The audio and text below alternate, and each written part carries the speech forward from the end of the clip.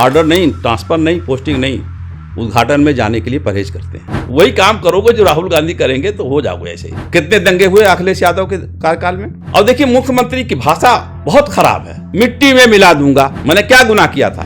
हमारे चड्डी तक का रंग पूछ लिया मुसलमानों ने। टी शर्ट पहन के राजनीति नहीं होती है किसी पार्टी के अंदर दम कि अपने सिटिंग एमपी को जेल भेजवा दे। मायावती जी के शासनकाल में अधिकारी लोग जब मीटिंग लेती थी तो हनुमान चालीसा पढ़ के आते थे। जाकिर नाइक को फांसी की सजा होनी चाहिए।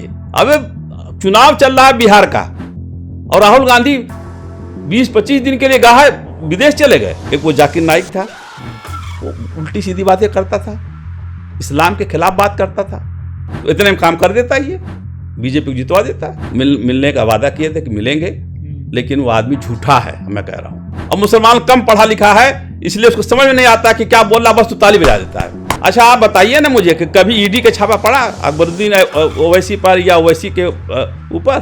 समाजवादी पार्टी में कोई चुनाव लड़ने से पहले 20,000 की रसीद कटवानी पड़ेगी। जो आदमी गोमटी में दाढ़ी या बाल बनाता हो पैसा कितना दे देगा?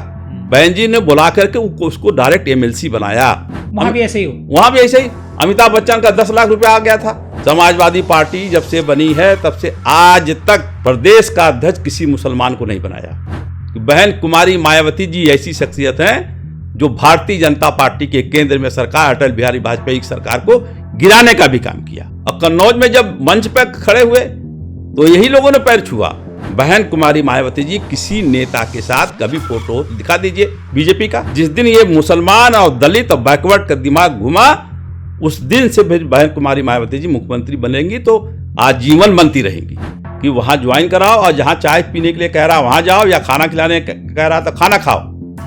वर्कर्स की मान सम्मान रखो। MS खान को एसओ मौरावा ने गाली बका है। इन्होंने कहा कि सरकार आएगी तो अब बदला लिया जाएगा। 30,000 वोट मिलने के बाद राहुल गांधी जी ने बुलवाया दिल्ली कि अब आपके कहने से वहां सब कमेटियां बनेंगी, ये बनेंगी, वो बनेंगी।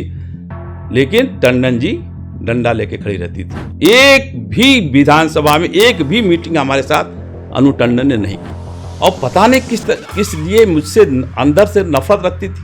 हार गए थे, कम वोटों से हार गए थे। हमारे लोगों ने ही हमको इस काबिल नहीं समझा।